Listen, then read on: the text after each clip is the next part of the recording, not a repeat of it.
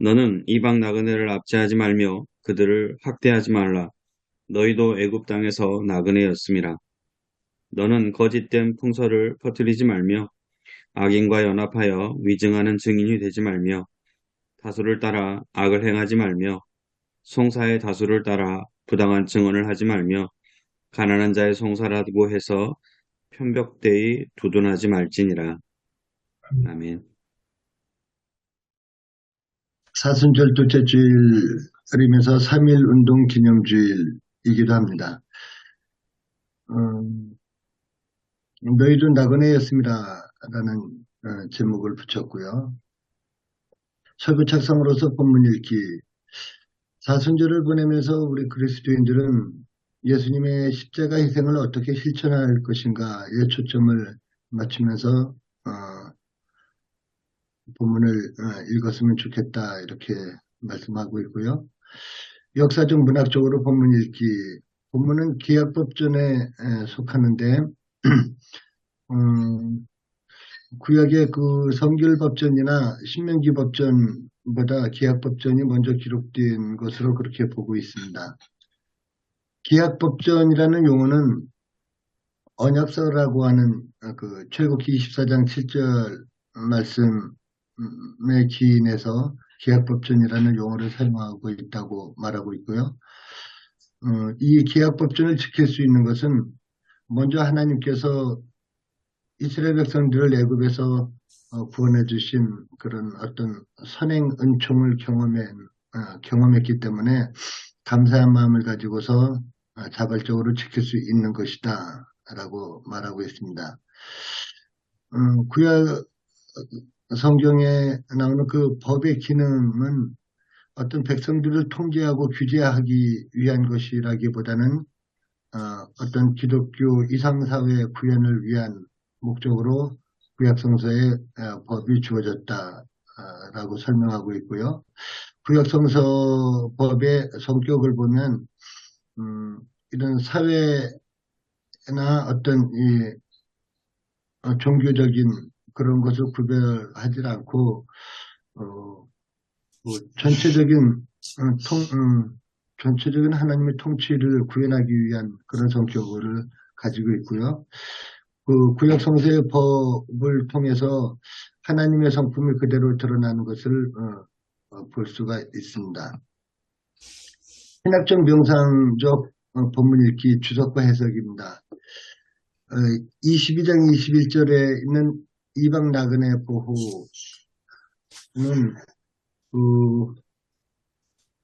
20절에 야훼 하나님 이외에 다른 신을 섬기는 것에 대한 말씀하고 28절에 이게 사실은 이게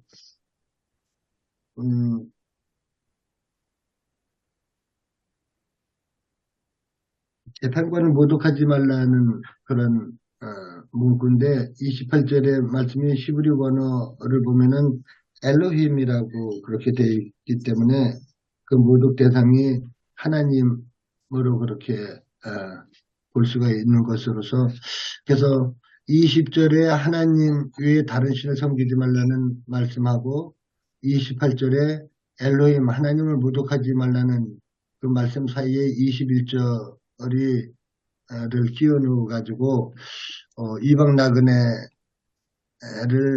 보호하지 못하는 것은 야훼를 모독하는 것과 동일한 것으로 이렇게 강조하는 그런 어떤 문법적 기능을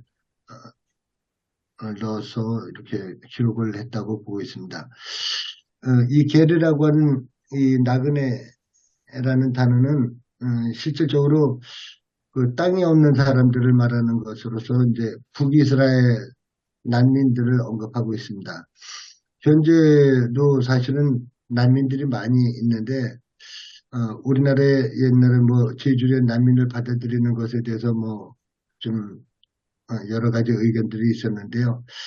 사실 골치 아픈 문제이기는 하지만 이방 나그네들을 우리는 업신여기거나 이렇게 그들을 내쫓을 수 없다는 그런 것을 말하고 있는 것 같습니다.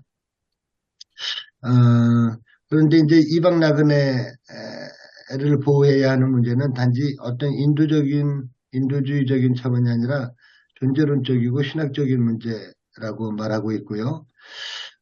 왜냐하면 이스라엘도 애국에서 나그네였기 때문에 그런 것이죠. 우리나라도 또 마찬가지였고 지금 3.1절 기념주일이기 때문에 그런 것을 자연스럽게 언급할 수 있을 것 같습니다. 어, 히필이라고 하는 이 압제하다라는 단어는 음, 야나라는 단어의 사역 능동형 단어이고요.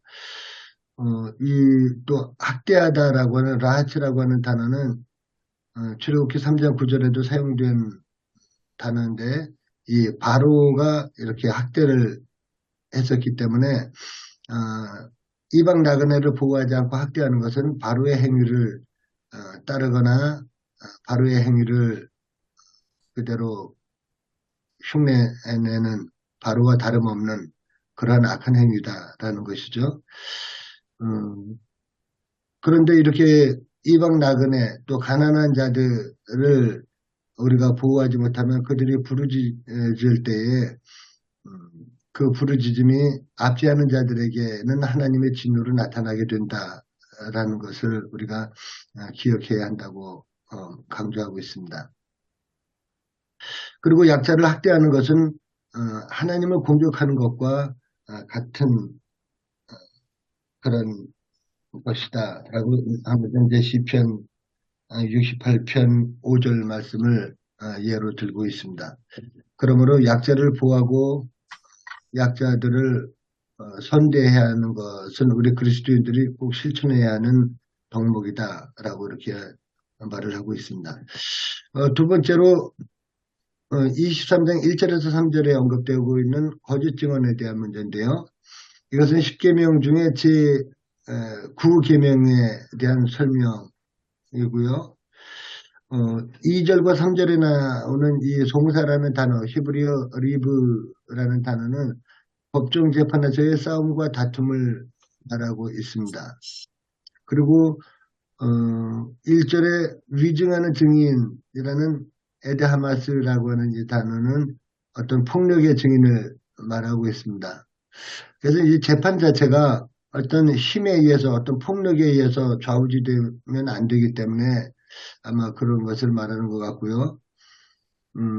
실제적으로 뭐 시편 뭐 27편 12절이나 35편 11절 말씀을 보면은 어떤 자신의 유익이나 또는 남을 해치기 위한 목적으로 위증을 행하는 것은 살인처럼 그렇게 취급을 하고 있습니다.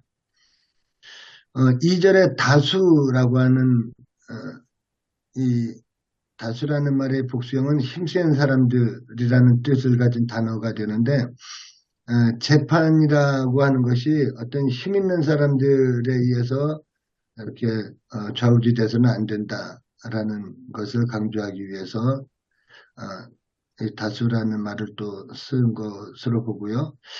그렇다고 해서 반면에 가난한 사람이라고 해서 무조건 뭐 너그럽게 관대하게 법과 법을 초월해서 이렇게 해서도 안 된다라고 이렇게 말하고 있습니다.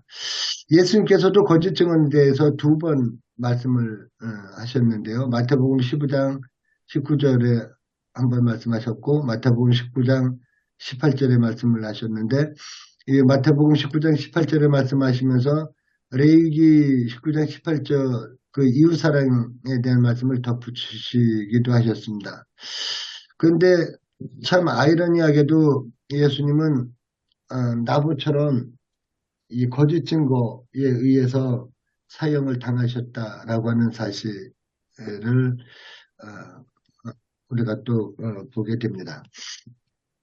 위기 심판적 회계적으로 본문 읽기 설교 구성을 위한 제언인데요. 이 땅의 모든 사람들은 다 나그네에 불과하다. 우리들은 돌아갈 본향이 있는 나그네들이다. 우리도 다 나그네들이다. 영적으로도 그렇고 사실 뭐 육적으로도 뭐 나그네와 다를 바가 없는 것은 우리가 육을 가지고 이 세상을 살아가는 것은 잠깐 동안 이 육체를 빌려서 이 땅에 사는 요즘 90년도 살고 합니다만 100년 안짝으로 그렇게 살다가 돌아가는 나그네들이라는 거죠. 그 히브리서 11장 14절에서 16절 말씀 보면은 또 그 나그네 사상을 강조하고 있는 것을 볼 수 있습니다. 뒤에 이제 설교가 붙어 있는데요. 불교 예화를 사용을 하셨더라고요. 그래서 그렇게 큰 적용은 없겠지만 예화를 사용할 거리가 굳이 불교 예화를 사용할 필요가 있을까 그런 생각을 했고요. 나는 이걸 읽으면서 결론이 그 예화의 결론이 그럴 줄 알았어요. 그 부처를 이렇게 쪼개서 불을 떼갖고 사람을 살린 어떤 사신성인처럼 어떤 예수라고 하는 요즘 예수가 죽어야 교회가 산다 이런 것처럼 그런 쪽으로 결론이 날 줄 알았더니 또 결론은 또 다르더라고요. 어쨌거나 불교 예화를 사용해서 설교를 열었다고 하는 것이 조금 특이하기도 하고 조금 생각을 하게 됐습니다. 그리고 잃어버린 자와 나그네, 고아와 과부를 지키고 보호하는 것이 우리 기독교 정신의 근본이다 라는 것을 강조하면서 우리는 순례자 정신을 가져야 한다라고 말씀했고요. 그러면서 장애인 이동권 문제를 언급하기도 했습니다. 그리고 노숙자 권장을 하고 나타난 미국 교회 어떤 담임 목사의 일화를 소개하기도 했고요. 이거 원래 그 담임 목사 담임 목사가 아니고 신부님이 처음 이렇게 취임하는 날 그렇게 하고 갔다는 그런 얘기를 내가 들은 적이 있었는데 그 얘기의 변형인지는 모르겠습니다. 사순절이라고 하는 것을 어떤 특별한 영성 훈련을 위한 절기처럼 여기는데 사실 사순절이라고 해서 특별한 것은 아니고 어제와 똑같은 마음으로 우리 주변에 있는 지극히 작은 자 하나를 하나님처럼 섬기는 것, 그것이 우리 그리스도인들이 해야 할 일이다 라고 이렇게 말을 하면서 작은 자에 대한 것을 다시 한번 강조하고 설교를 마치고 있었습니다. 오늘 설교문을 우리가 준비하면서 세 가지를 제가 한번 생각해 봤습니다. 나그네 서름에 대해서 우리가 제대로 알고 있나? 우리는 노래 나그네 서름 그거 말고 진짜 그 난민들이나 이런 사람들의 아픔에 대해서 우리는 벌써 70년 이상 전 일이기 때문에 아주 나이 많으신 분들 아니면은 거의 우리는 잘 그 아픔을 서름을 알 수가 없는데 그것에 대한 이해가 필요할 것 같고요. 이런 다른 사람들의 어려움에 대한 역지사지하는 자세가 필요하지 않겠느냐 하는 것하고 마지막 세 번째는 우리들에게 있어서 나그네는 과연 누구인가 하는 것을 생각하면서 어떤 면에서 나그네는 다른 그 누가 나그네일 수도 있지만 내가 나그네 아닌가 그런 생각도 또 해봤습니다. 이상으로 마치겠습니다.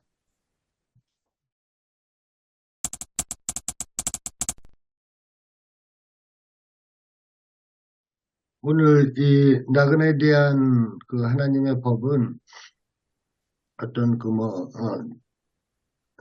세상법과 교회법을 나누지 않고 일반적인 지극히 상식적인 어떻게 보면 인지상정이라고 그러지 않습니까?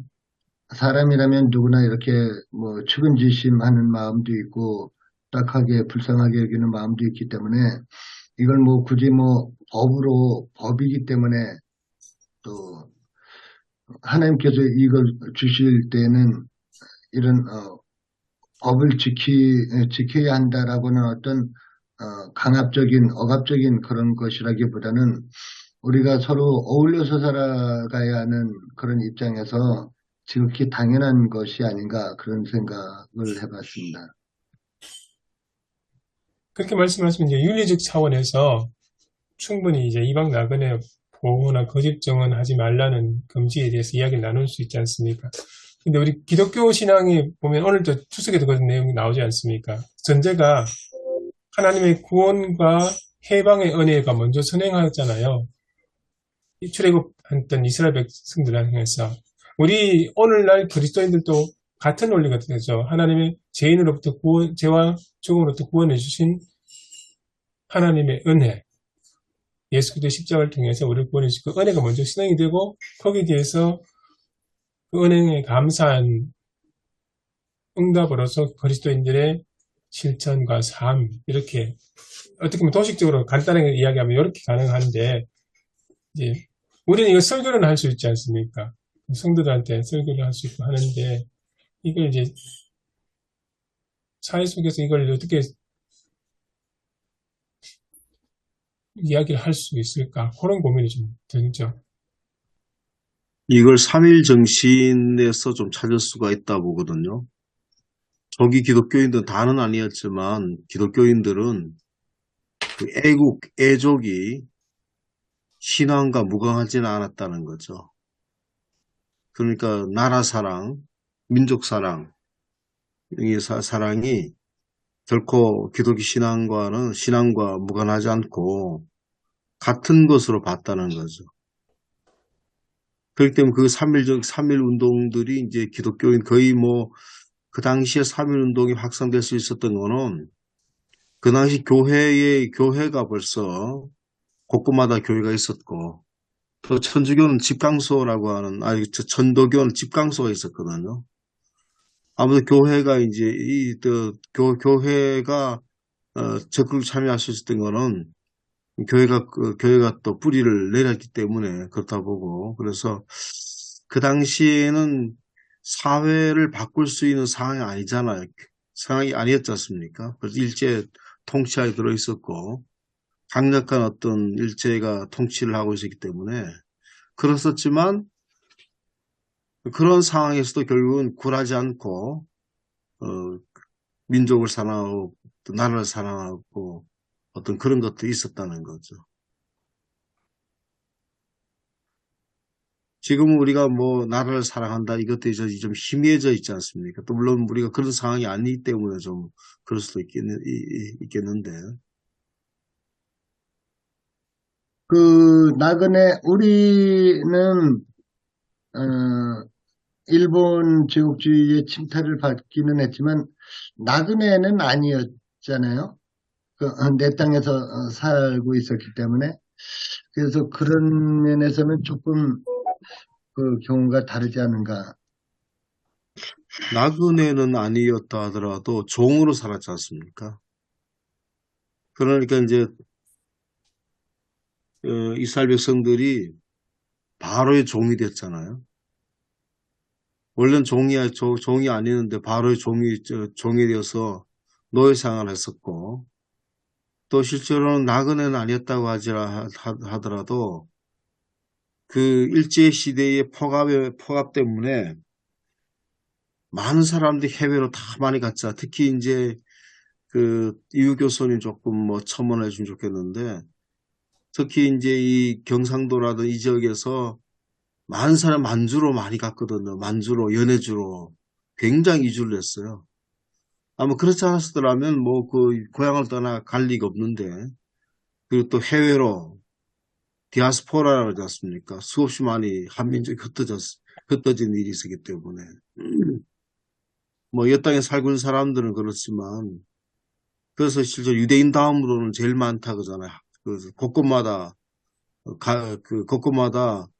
그 한국인들 찾아볼 수 있는 이유도 바로 그런 이유라고 보거든요. 하와이라든지 뭐 남미라든지 뭐 애니깽 얘기도 우리가 뭐 영화로도 돼 있었지만. 네.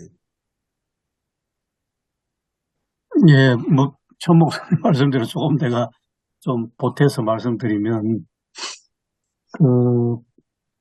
거의 대한제국이 1897년부터인데요. 그 대한제국 이후로 나라가 오히려 쇠퇴하고 망해갈 무렵에,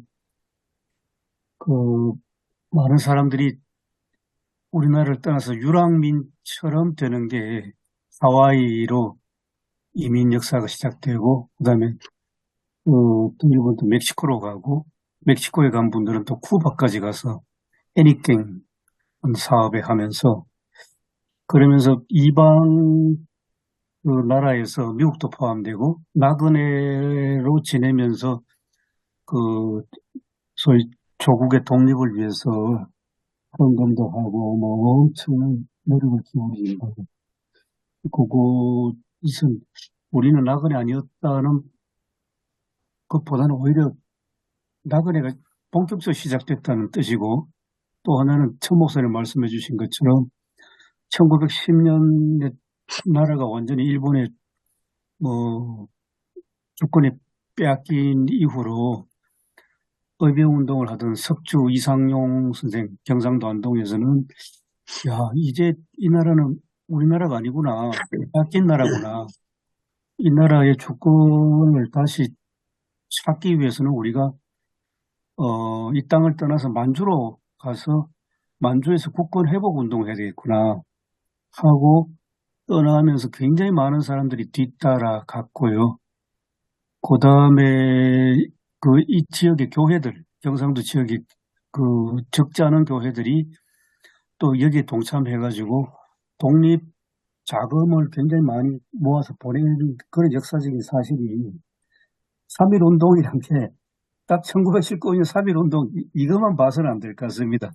이제 큰 의미에서 빼앗긴 나라의 주권을 찾기 위해서 이미 1910년 이래로 계속 해오던 것들이 이제 막 한꺼번에 이제 뭐 클라이막스를 이룬 게 3.1 운동이라고 봐야 되지 않을까. 그래 보면 그러면 우리는 이 본문 말씀 뭐 어떻게 3.1 운동에 적용해야 되냐. 저는 얼마든지 이것은 우리 3.1 운동과 연계될 수도 있고 그 정신은 자유와 해방이고 그다음에 3.1 운동은 그걸 넘어서 세계 평화 운동이었거든요. 독립선언서를 보면 비폭력 평화 운동이었는데 이거야말로 우리 근현대사에서 가장 큰 운동이었고 또 우리 교단 총회 회의록을 보면 1919년입니다. 1919년 가을 총회 회의록을 보면 전국의 노회가 보고를 하는데 3.1 운동 때 얼마나 크게 피해를 당했는지 하는 그 보고가 그대로 다 남아 있습니다. 그러니까 3.1 운동은 우리가 정말 중요하게 기념도 해야 되고 기억도 해야 되고 오늘날 그 정신이 살아있는지 우리 정말 짚어야 할 그런 것입니다. 3.1 운동이 그렇다고 생각하면 결국 3.1은 자유와 자주, 자치, 민족 자결주의 영향을 받아서 한 것이고 그 자유와 해방을 위해서 한 것이라면 그 운동 이후 해방과 함께 우리나라의 자유를 되찾고 주권을 되찾게 되지 않습니까? 그렇게 생각한다면 출애굽에 있던 하나님께서 애굽의 노예에서 구원해 주셨던 그 해방의 자유 하고 근데 거기 하나 더 보태야 됩니다. 그 민족 자결이라고 해서 우리 민족만의 자결에 국한된 게 아니고 예. 소위 사회 동포와 세계 평화로 나가는 게 우리 3.1 운동입니다. 예. 그 당시 기독교인 아니었지만 이원영 목사 법정 진술을 보면 분명히 사회 동포가 나오거든요. 예. 모든 인류의 평등과 평화 사상이 나오거든요. 그리고 오늘 본문 말씀인데 너희가 나그네였던 때를 기억하라는 것은 하나님이 출애굽 때 이스라엘 민족만 어떤 노예에서 해방시킨다는 게 아니고 이스라엘 민족의 해방을 통해서 모든 인류를 하나님께서 그 길로 인도하신다는 그런 해석이 우리의 경험을 통해서 나옵니다. 사실 성경 본문에 보면 출애굽기에 보면 당시에 출애굽했던 그 사람들이 이스라엘 민족만 아니었던 것으로 이렇게 보여지거든요. 이스라엘 민족과 함께 중단 잡족들이 같이 나온다고 이렇게 기록이 되어 있는데 어떤 분은 그 이야기를 하시더라고요. 그러니까 당시에 이집트 하청에 있던 노예 계층에 있던 사람들, 이스라엘 백성뿐만 아니고 함께 있던 사람들도 같이 나온 걸로 그렇게 이야기하시더라고요. 그래서 이제 그 사람들이 시내산에서 언약의 공동체를 맺고 하나님 섬기는 백성의 공동체를 갱신하는 그 이야기를 하시더라고요.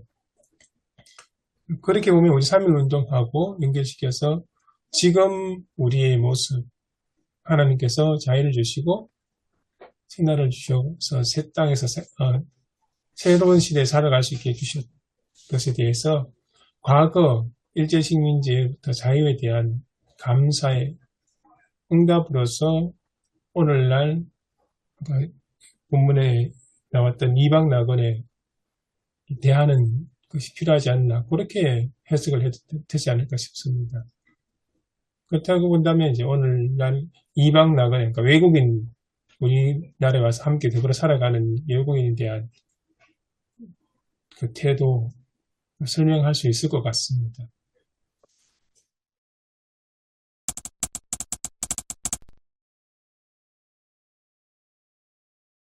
아마 이런 뭐냐 설교를 잘 쉽게 하기가 쉽지 않을 것 같아요, 보니까. 또 경상도 지역에서는 또 여러 상황도 있고, 그러나 우리 교회 그 교인 집사님 남편이 건축업을 하시는데 중국에서 오신 분들이 좀 있어요. 그래서 이제 한국 사람도 일하는데 왜 우리는 저 사람들보다 우리 같은 한국 사람인데 좀 이렇게 똑같이 되냐. 그러니까 우리 집사님 남편 사장님이 아니 일하는 거 똑같은데 뭐 그따라서 우리나라 사람이 더 많이 주고 외국 사람이 더 많이 좀 적게 주면 안 된다. 제가 볼 때는 아주 똑같이 한국 사람이나 중국에서 오신 분들이나 똑같이 이렇게 대우하는 것을 보고 제가 그랬어요. 참 집사님 남편이 교회는 나오지 않지만서도 참 그런 거는 참 너무 잘한 것이다. 오히려 성경의 나그네에 대해서 이렇게 하는 건데 그런 것들을 참 잘하고 있다. 오히려 성경적인 것이다. 그렇게 이야기를 이렇게 나눈 적이 있습니다. 설교는 뭐 이렇게 달았을 거야, 다. 왜냐면은 예, 외국인 노동자들이 또 있고요. 예, 또 지역마다 지금 농촌 같은 경우는 외국 인력 없으면 농촌이 안 되기 때문에 항상 우리 생활 속에 있거든. 특히 다문화 사회이기 때문에 또 이렇게 외국에서 결혼으로 이주한 여성들도 있고 하니까 뭐 그런 얘기들을 안 다루진 않았을 거예요, 다.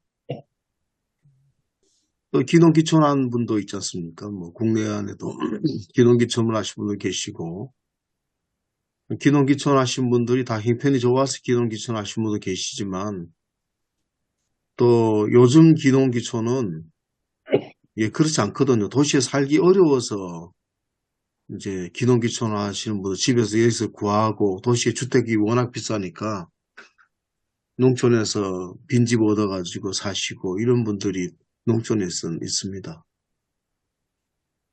구약시대의 나그네 개념은 사회적 약자의 중심점이 있고, 오늘날 나그네를 구약시대의 그 나그네 개념으로 여기 와 있는 외국인들을 다 볼 수 있을까? 그 점에 있어서 우리가 한 번 더 생각해 봐야 된다고 저는 생각합니다. 왜 그런가 하니까 중국이 바로 옆에 있는데 수십만 명이 들어가지고 의도적으로 제주도 땅을 다 샀다. 그러고 있지 않습니까? 또 중국인들이 와가지고 동네마다 다 가가지고 이건 뭐 그냥 나그네라 하는 건 지나가는 사람인데 지나가는 사람이 아니고 오히려 여기 붙어 있어서 처음에는 노임 적게 받았지만은 한국 농촌에 일할 사람들이 없습니다. 이 사람들이 농사에 좀 익숙해지고 없어지면 오히려 이 사람들이 한국에서 농토를 차지하고 적어도 또 임금을 이제는 더 안 주면 일 안 하겠다고 거꾸로 협상하고 이게 뭐 근간에 한 3, 4년 사이에 두드러지게 나타나는 현상인데 외국에서 왔다고 그냥 다 나그네냐. 음, 중국집 아들이 있었는데 아버지 하는 걸 이 아들이 한국 청년들은 허접스럽다고 잘 안 하잖아요. 근데 중국 사람이 와가지고 그 배달부터 시작해가지고 나중에는 사장 뭐 일 못하게 되니까 자기가 그거에 넘겨받아가지고 주인집 아들이 이제는 중국 사람 밑에서 배달하는 일하는 중국집도 있거든요. 그래서 그 구약의 개념을 그대로 적용하는 것은 좀 문제가 있다. 네. 정말 나그네가 뭐냐? 아, 언젠가는 돌아갈 사람인데 여기 있는 동안에 사회적인 약자로 도움 없이는 삶이 지탱 안 되는 사람들. 거기 개념에 이제 약자로 본다면 그래서 고아와 과부 예, 포함이 되는 거죠. 그래서 이 문제를 다루는 것도 상당히 우리가 조심스럽게 잘 다루어야 되겠다. 그런 생각을 합니다. 오늘 설교문을 보니까요, 김주용 목사님이 쓰셨는데, 김주용 목사님의 그 설교 요지를 제가 읽어보니까, 지금 한국교회는 과거 나그네였던 시절을 다 잊어먹었다. 그런 지적이 아주 강했고, 그 다음 두 번째는, 그럼 오늘의 나그네는 누구냐? 강성현 목사님 방금 지적해 주셨습니다. 오늘의 나그네는 여기 김주용 목사님 말씀에 따르면 장애인들 이동권 장애인들인데 그 220쪽입니다. 220쪽 보면 나그네였던 시절을 잃어버린 한국 현재 교회에 지금 뭐 사회봉사를 엄청 많이 하는데 그렇지만 그럼에도 불구하고 기독교에 대한 호감도가 완전히 바닥이 드러났고 봉사를 그렇게 많이 하고 구제를 많이 했는데 호감도가 떨어지는 것은 한국교회가 그간의 사회봉사를 전도 수단으로 삼고 보여주기식으로 했고 형식적으로 행했기 때문에 그렇다는 것. 그리고 세상 사람들이 교회를 보기에는 뭐 너무 성장제일주의, 물질 만능주의에 갇혀 있고 거기서 벗어나지 못하는 교회를 보여주기 때문에 한국 교회는 과거 나그네 시절 순례자 정신을 잃어버렸다. 그렇게 이야기하고 그 다음에 221쪽에 들어가서는 그 설교문에 보니까 장애인들의 이동권 시위를 반문명적이라고 그렇게 차별하고 혐오하는 표현으로 폄하했는데 여기에 기독교인들도 상당히 동조했다 하는 그런 자성을 지금 하고 있습니다. 그래서 오늘날 나그네가 누구냐 했을 때 사회 약자, 소외된 사람들 그런 사람들로 지금 쭉 이어나가는 게 오늘 설교문입니다. 보니까 상당히 참고할 필요가 있다고 생각합니다. 예, 안 된 얘기지만은 그 충북 음성에 있는 그 꽃동네입니까?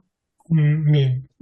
꽃동네 천주교 신부님이 하고 계시는데 꽃동네를 지원하는 그 후원자들 70%는 개신교인입니다. 예, 맞습니다. 예. 그런데 그렇게 하면서도 개신교는 요거도 먹고 있고 개신교의 교인들 지원을 받아가지고 천주교는 칭찬받고 있거든. 그렇습니다. 예. 그런 거 보면 우리 교단이나 우리 교회들이 아까 말씀대로 그 사회적인 복지나 또는 지원하고 베푸는데 정말 어떤 목적을 먼저 가지고 다가가니까 사람들 보기에도 속 보이는 거죠. 예, 복음을 전하기는 전해야 되는데 예, 돈 몇 푼 가지고 사람 마음 살라고 하는 게 보이기 때문에 그래서 여러분 다 경험하시잖아요. 저도 뭐 어디 가서 안 믿는 사람들 전도하고 뭐 보험금 내려 그러면 목사님 교회 오라고 걸라 그러지요? 이러시단 말이죠.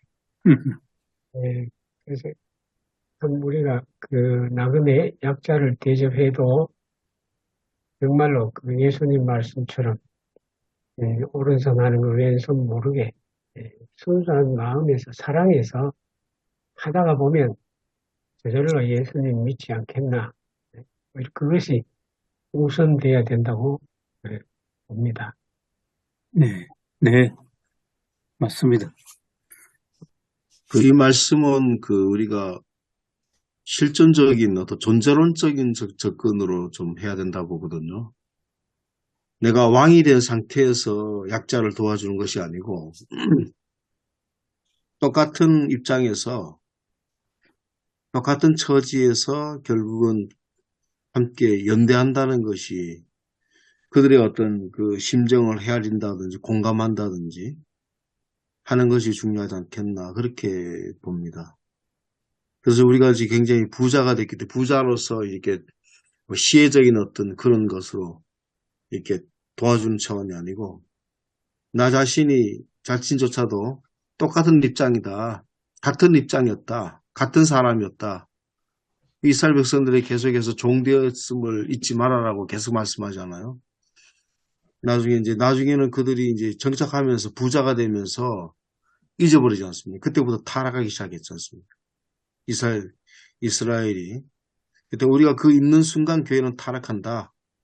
교회만이 아니라 우리 그리스도인들도 나그네였음을 잊는 순간, 종되었다고 하는 것, 종이었다는 사실을 잊는 순간, 결국은 타락하게 된다. 라고 하는 생각을 한다면, 우리가 그런 어떤 걸로 접근을 해야 될 것 같습니다. 단지 어떤 불쌍히 여기고, 동정하고 그런 어떤 것이 아니고요. 오늘 설교 제목을 보면 너희도 나그네였다고 말씀하면서 결국은 이스라엘 사람들 보고 과거 처지를 생각해서 네. 지금 너희 주위에 있는 나그네에게 잘 대접해라. 오늘 우리 관점에서 보면 예수님 눈으로 보면 우리도 예수님한테 도움받고 있는 나그네죠. 그러니까 그걸 우리가 그리스도인들이 깨닫는다면 최 목사님 말씀처럼 누가 뭐 잘나고 못나고 부자고 그래서 돕는 게 아니고 똑같은 처지에 있다. 조금 다를 뿐이지 그게 절대적으로 인간 삶의 중요한 덕목도 아니고 궁극적으로는 우리 모두는 다 예수님 앞에 공평한 사람들이고 언젠가는 이 땅을 떠나는 나그네들이다. 그걸 늘 인식하고 살면 겸손해지고 도와도 자랑하지 않게 되겠죠. 네. 예, 잘 보여주네요. 예, 두 분 말씀이 잘 종합되는 것 같습니다. 우리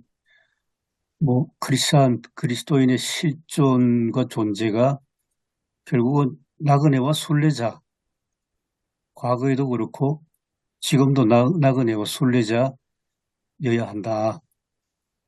근데 지금 한국교회 속을 들어가 보면 코로나19 상황을 어렵게 지나왔는데 이제는 다시 옛날로 좀 회복했으면 좋겠다.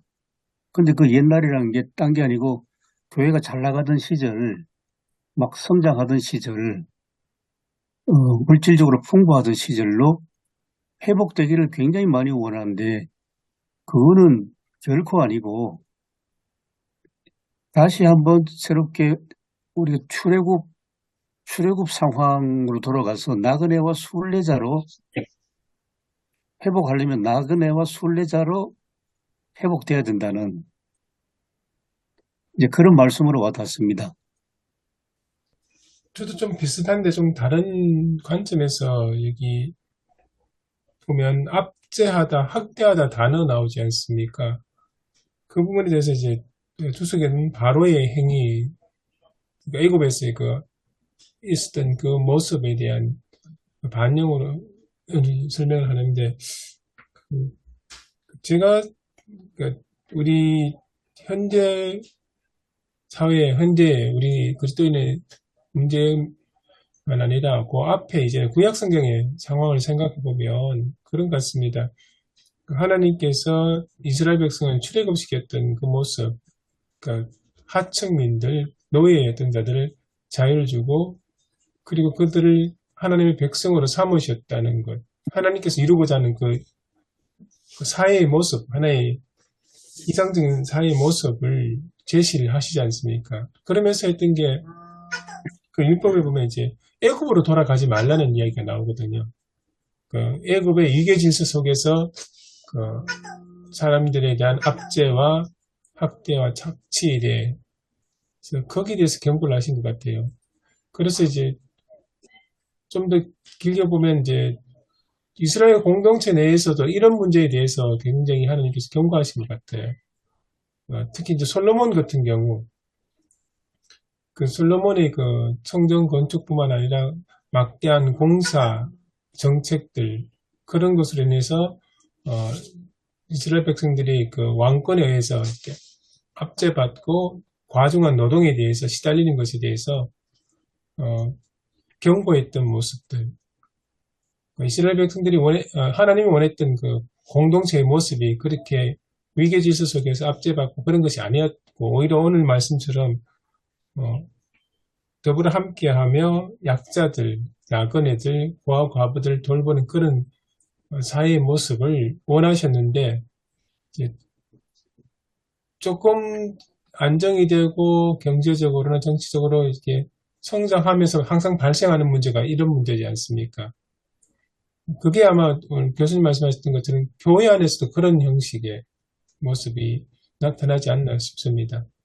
그러니까 좀 도식화 생각해서 말씀드리지만 하나님의 백성으로 우리를 구원해 주시고 불러주셔서 그 은혜에 감사하는 시기가 있었고 그것이 시기가 지나면서 이제 교회도 안정이 되고 성장하면서 좀 교회 내에 어떻게 지수 같은 모습이 생기게 되고 그리고 또 교회가 사회에서 기독권청에 이렇게 서게 되면서 과거의 그 은혜를 잊어버리고 오히려 그 기득권의 권리를 누리는 그런 모습들 거기에 대해서 하나님께서 다시금 깨우쳐 주시는 게 이 모습이 아닐까 싶습니다.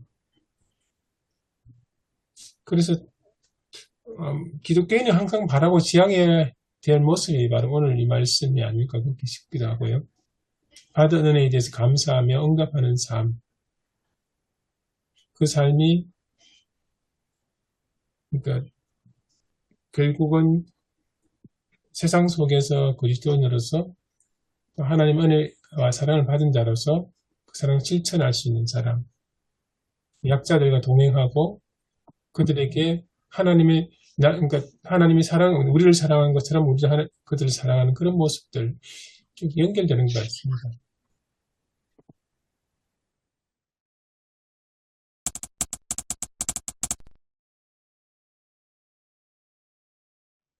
처음에 본문을 제가 읽고 사순절 둘째 주간인데 갑자기 무슨 나그네를 대접하라 그 말이 왜 나왔을까? 본문을 시작하면서 예수님의 그 헌신 십자가 길 이걸 생각하면서 그리스도인으로서 뭘 해야 될 거냐, 어떻게 헌신해야 될 거냐, 그 구절에서 제가 그 힌트를 얻었습니다. 예수님처럼 그리스도인들이 조건 없이 사랑으로 사회적인 약자들을 위해서 십자가를 지라는 그런 의미가 강하게 내포되어 있지 않나. 예.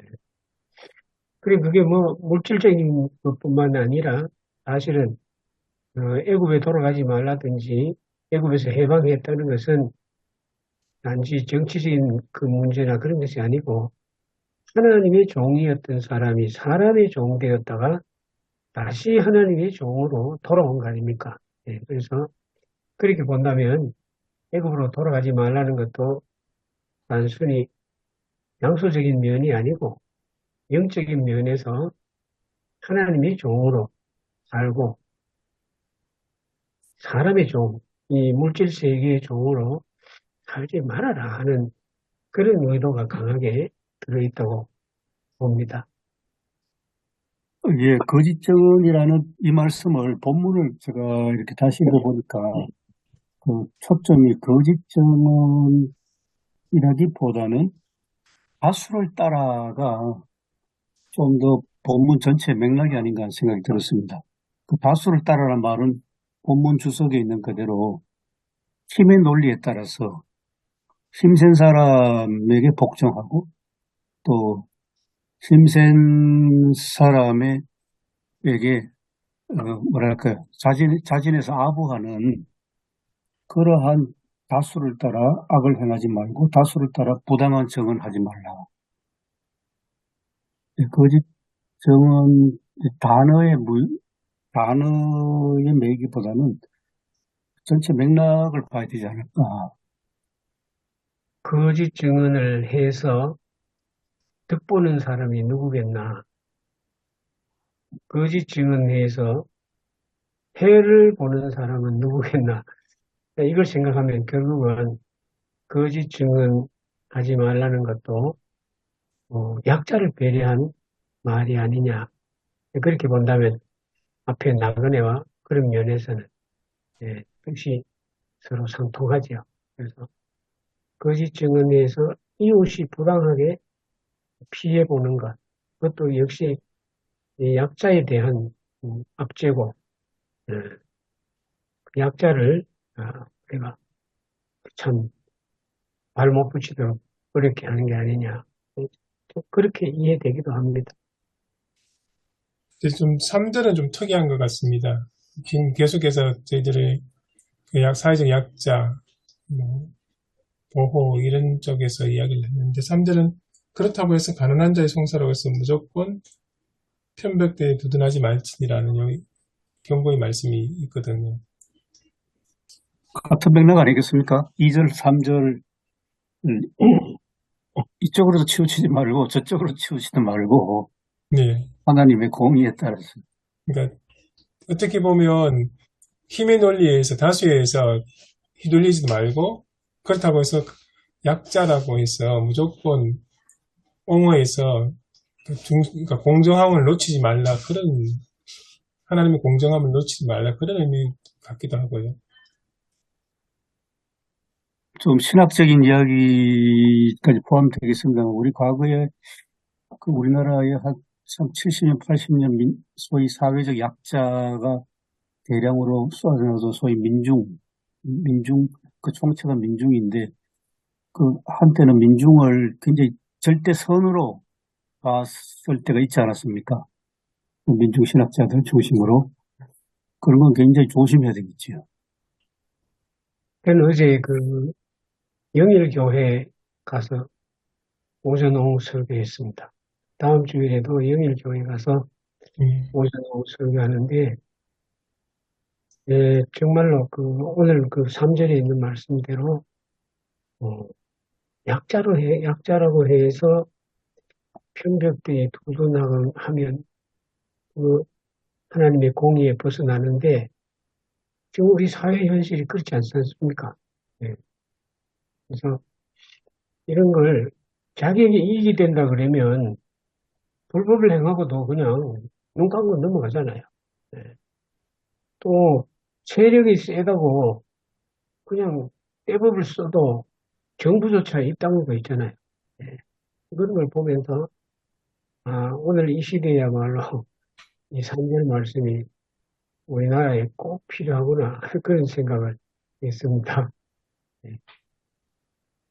자꾸 이 얘기하니까 좀 저도 흥분돼가지고 미리 양해를 구하면서 말씀드립니다. 지금 현 정부가 뭐 개혁을 이야기하면서 뭐 노동개혁, 그다음에 학교 교육개혁을 굉장히 교육개혁을 강하게 부르짖는데 정작 수년 전에 학교 폭력 문제의 가장 중심에 있고 그 사태의 그 가장 아버지 되는 사람을 지금 전국 경찰관 수사관 책임자로 맡겨놓으려고 했으니까 이 현 정부가 지금 교육 계획을 도대체 어떻게 생각하는지 모르겠습니다.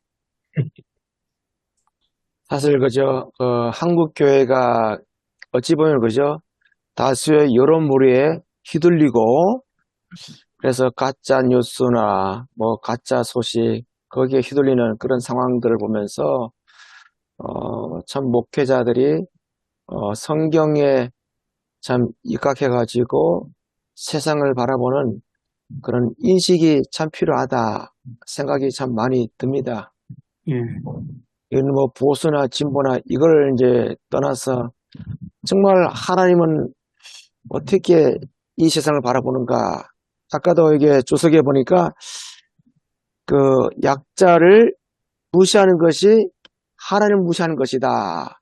이걸 이제 그 개혁 개정은 이제 그런 재판관인데 다른 본문은 우리 하나님으로 이렇게 인식했는데, 그러면 우리가 모든 사람들을 하나님의 관점에서 좀 그분들을 하나님을 이렇게 그 보는 관점을 본다면은 결국은 교회도 약자, 좀 억울한 사람, 조금 전에 우리 교수님께서도 이렇게 언급을 하셨지만서도 이 교육이라든가 참 그런 부분들을 본다면은 다수의 행포에 휘달리다 보면은 정말로 피해를 볼 사람들이 결국 교회는 소수의 그런 사람들의 아픔도 끌어안는 그런 차원에서 가야 되지 않냐.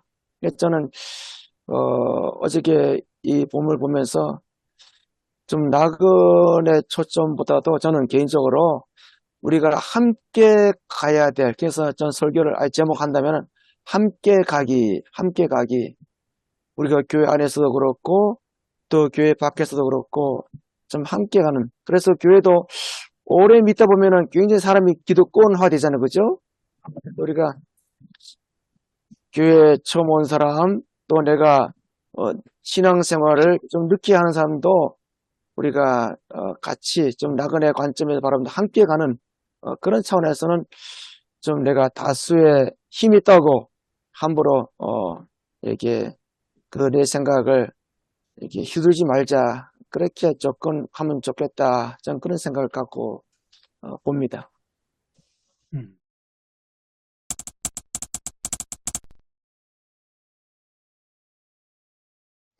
지목사님들 교회 중에 다양한 성도들 있지 않습니까? 그 가운데 좀 사회적 약자 쪽에 있는 성도님들 계시죠? 교회에서는 그런 분들을 어떻게 보살피고 있나요? 저희 교회는 뭐 그렇게 인원이 많지 않지만서도 늘 저는 그런 생각을 갖고 있어요.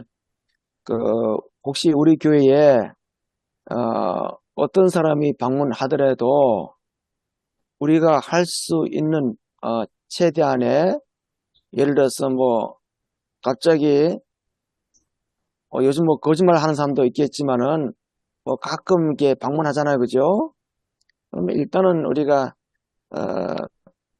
그 사람의 상황을 우리는 좀 배제하고 도움을 이제 요청하러 왔다면은 우리가 할 수 있는, 예를 들어서 뭐 그런 차비가 필요하다. 그럼 점심이 뭐 먹고 싶어, 배가 고프다. 그러면 우리가 할 수 있는 한도 내에서 우리가 섬기는 것이 좋겠다. 물론 이제 너무 많이 이렇게 요구하면 우리가 할 수 없잖아요. 그죠? 뭐 점심 한 끼, 뭐 차비, 그리고 이제 뭐 잠잘 걸 원한다. 그러면은 이제 뭐 잠을 잘 수 있는 그 정도의 배려는 좀 해야 된다. 그냥 교인들도 그런 생각 갖고 있고, 좀 그런 차원에서 이렇게 뭐 크게 하지 못했지만은 생각을 갖고 있고, 교인들도 그렇게 하고 있습니다. 우리가 뭘 도와준다, 뭐, 또, 좀, 사회작자들에게 뭐, 물질적인 거 도와준다, 뭐, 그들에게 어떤 편의를 봐준다. 그거는 조금 뒤의 일이 같습니다. 우리가 거기에 다 이렇게 그걸로써 우리가 사회작자를 돌본다라고 하는 걸로 이제 만족하고 있는데 그게 아니고 교회 안에서도 그 사람이 어떤 사람이 사회에서 어떤 사람이 었는지 그게 그것보다도 모두를 귀한 존재로 모두를 당당한 일원으로 잘 인정해주고 하는 것이 필요하다는 거죠.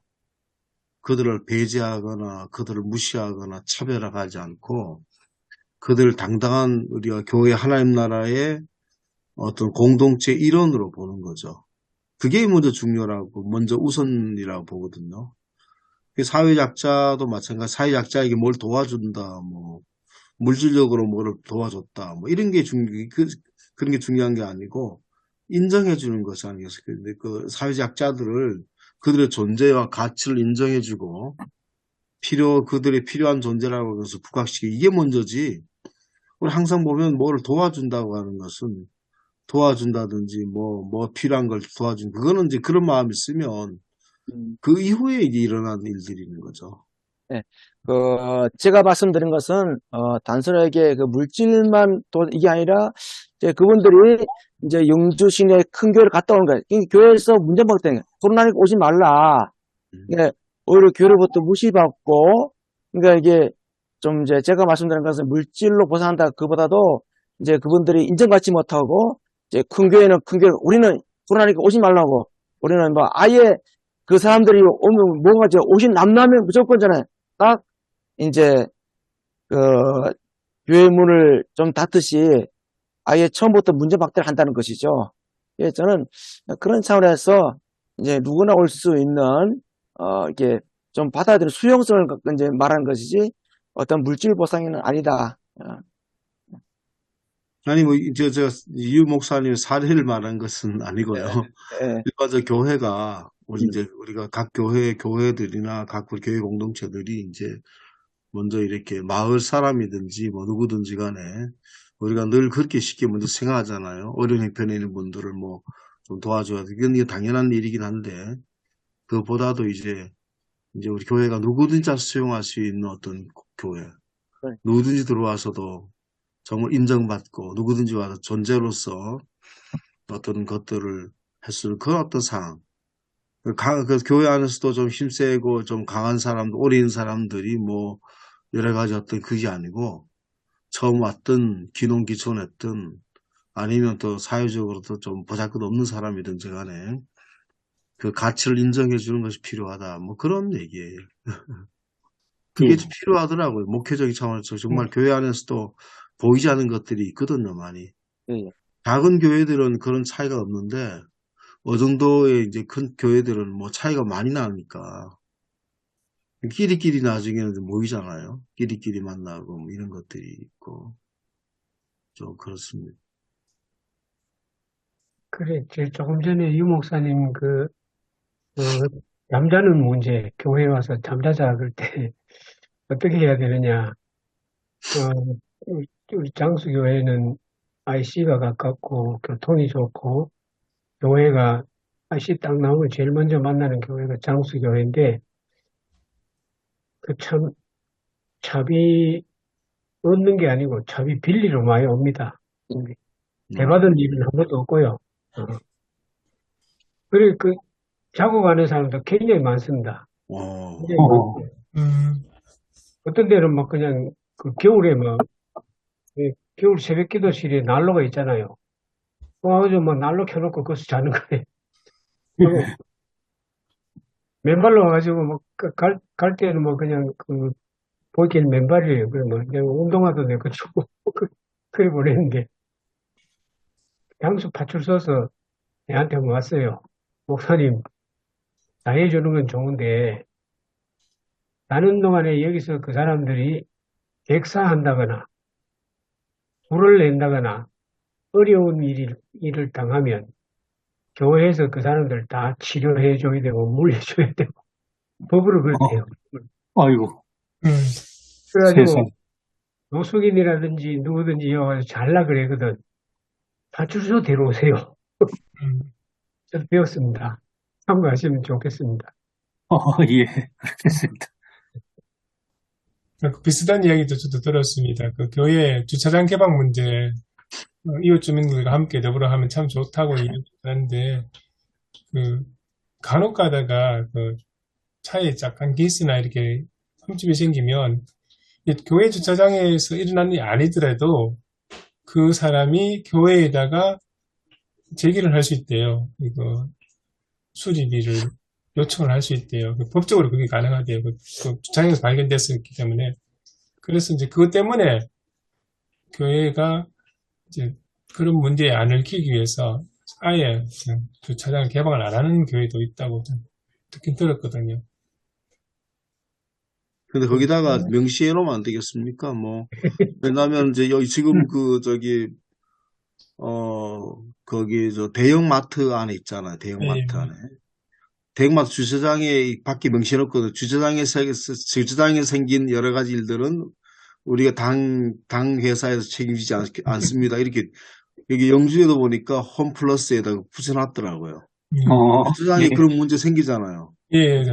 끓기고 뭐 그런 게. 얽힌 문제가 주차비를 받으면 문제가 되죠. 주차비를 받으면 관리 문제가 있기 때문에 우리가 사설 주차장에 가서 뭐 했었으면 그 주차장에 제기를 할 수 있는데 주차비를 안 받기 때문에 밖에다가 여기에 주차장에서 일어났던 일들은 우리 회사에서는 책임지지 않겠습니다. 문구가 다 붙여 있어요. 맞아요. 그렇게 해결하면 되겠습니다. 선행을 해도 지혜롭게 해야 될 것 같아요. 예, 맞습니다. 예. 예.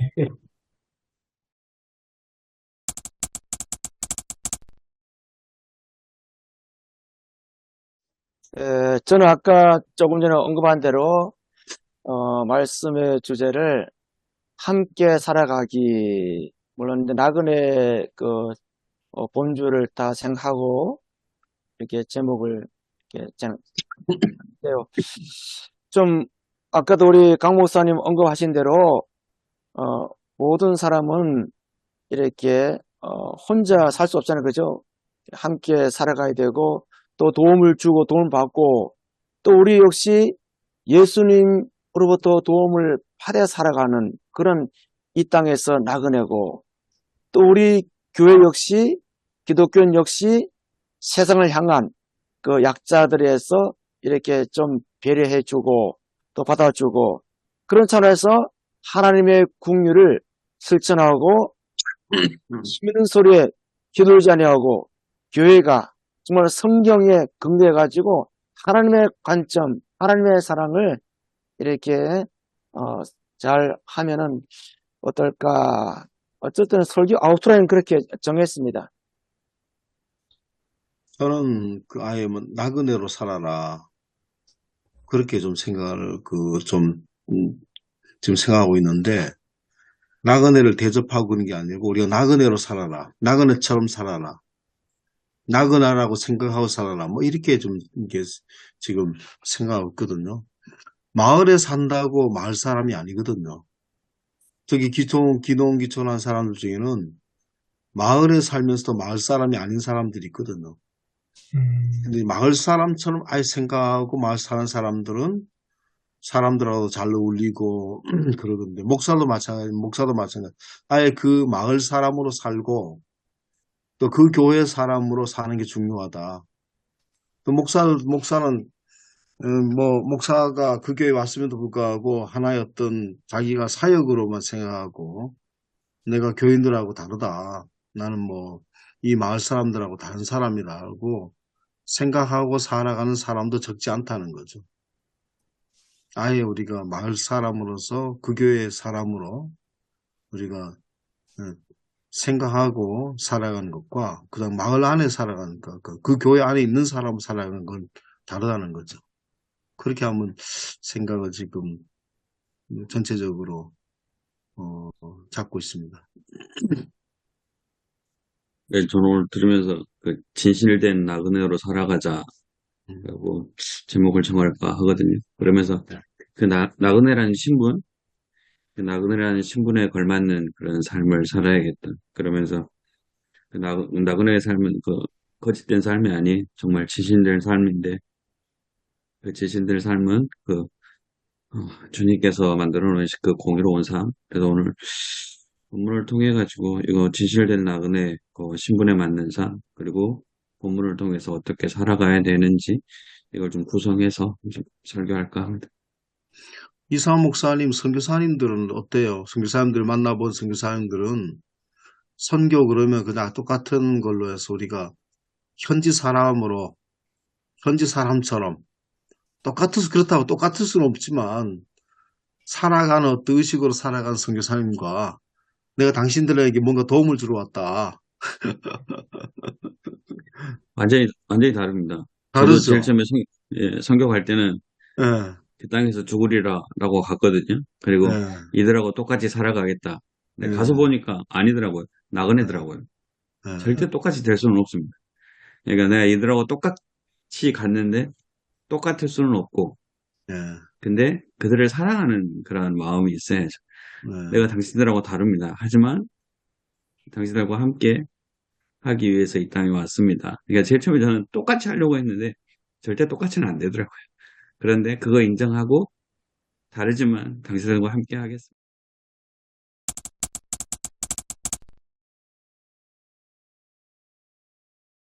하나님 아버지 감사합니다.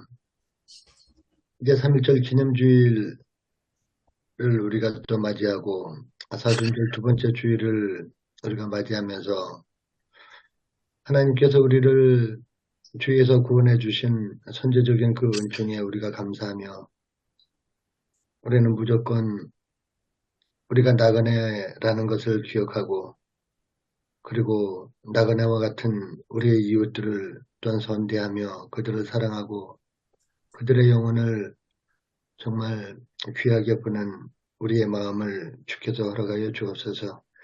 한 주간 또 주님께서 지켜주시고 우리의 각자의 모든 목양터마다 하나님께서 풍성한 은혜를 내리어 주시옵소서. 감사합니다. 예수님의 이름으로 기도하옵나이다. 아멘. 아멘. 아멘. 네, 수고하셨습니다. 수고하셨습니다. 수고하셨습니다. 감사합니다.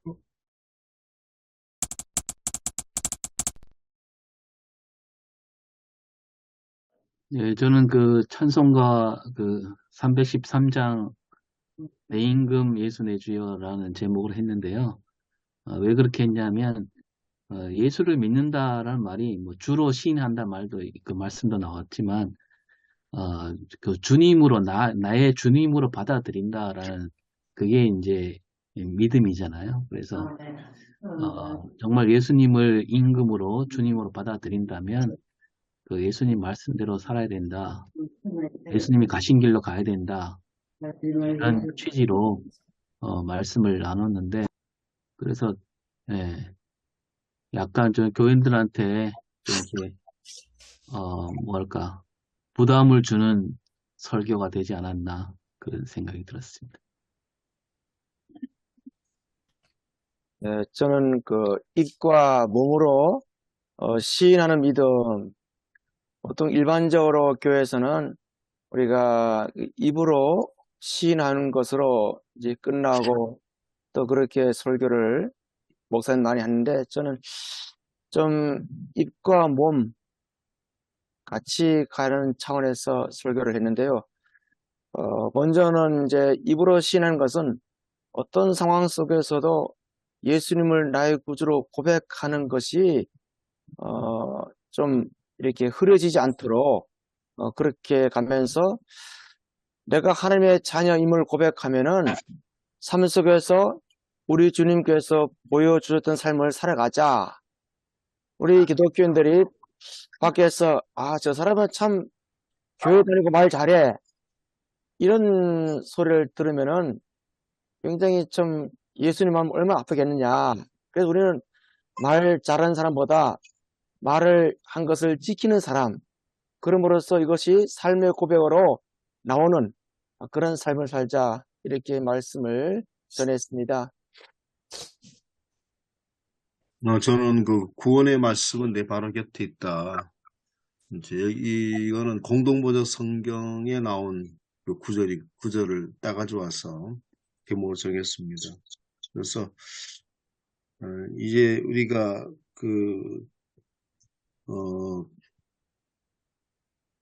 구원은 복잡한 게 아니고 쉽다. 챗 GPT를 제가 한번 써봤거든요, 처음으로. 그래서 밥 짓는 방법을 복잡하게 하면 잘 못 짓는다는 거죠. 그래서 이제 밥 짓기 쉬운 거를 조금 이제 주부들이 그냥 뭐 이론적으로는 잘 몰라도 밥 짓는 것은 잘하잖아요. 그래서 그런 거에서 좀 구원의 접근 방법이 쉽다라고 하는 거를 좀 강조했고, 그 다음에 신명기의 30장에 나오는 것들을 조금 얘기를 다뤘고, 그 다음에 이제 이 중요한 것은 구원은 쉽지만 어떤 믿음을 지켜내는 거는 우리가 해야 될 일이다. 마지막 결론 부분에 약간 언급했습니다. 사순절 우리가 믿음을 새롭게 고백하는 게 중요하다. 우리가 고백하고 있지만 되게 희미해져 가고 있거든요. 조금 희미해져 가고 있고 당연한 것처럼 생각하고 그저 받은 것처럼 생각할 것이 아니고 좀 새롭게 갈자. 칼을 갈듯이 새롭게 구원의 확신을 좀 가지자. 그리고 믿음의 증거한 삶을 살아야 된다라고 하는 거를 이제 마지막에 짧게 언급하고 마쳤습니다.